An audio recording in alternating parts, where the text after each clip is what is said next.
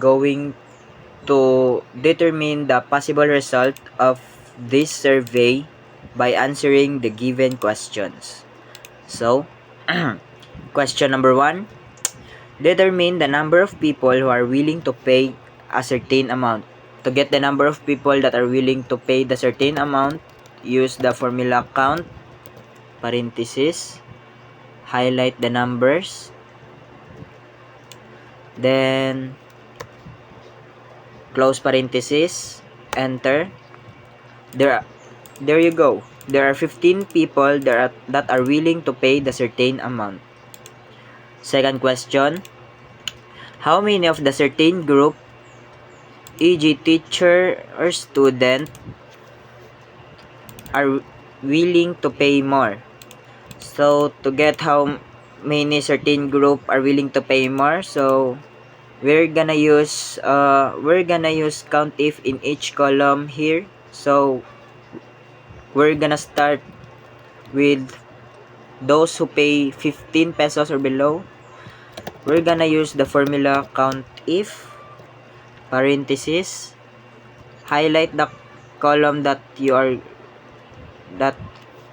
gonna use, then comma, apostrophe, the check sign, apostrophe, parenthesis again, close parenthesis, then enter. There you go. So you just like that, we're gonna do the same on the next columns. So next, just the same, count if, parenthesis, highlight the column, comma, the check sign, enter.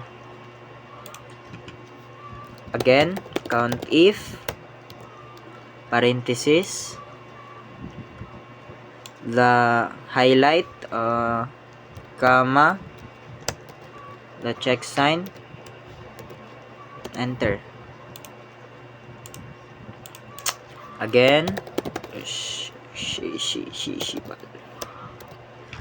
count if, highlight, comma, check sign, close parenthesis, enter. So last those who pay 46, we're gonna do the same again. Count if, parenthesis, highlight the column, comma, apostrophe, check, close parenthesis. There you go. So though there are 15, there are 3 people that are willing to pay 15 pesos or below. There are 4 people that are paying 16.5 pesos. There are 26. There are 3 people that are paying 26.5.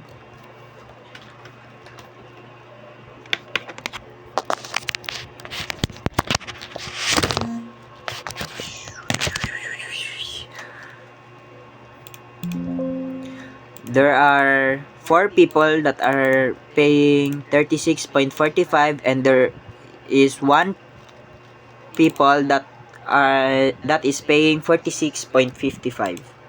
So, we're going to the third question.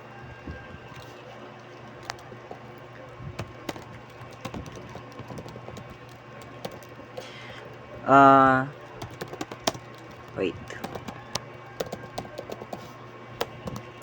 Third question, how many of the certain group like the presentation of the product or service? So, to get this, we're gonna use the formula count if to get those who are satisfied with the product, parenthesis, count if, parenthesis, highlight the satisfied,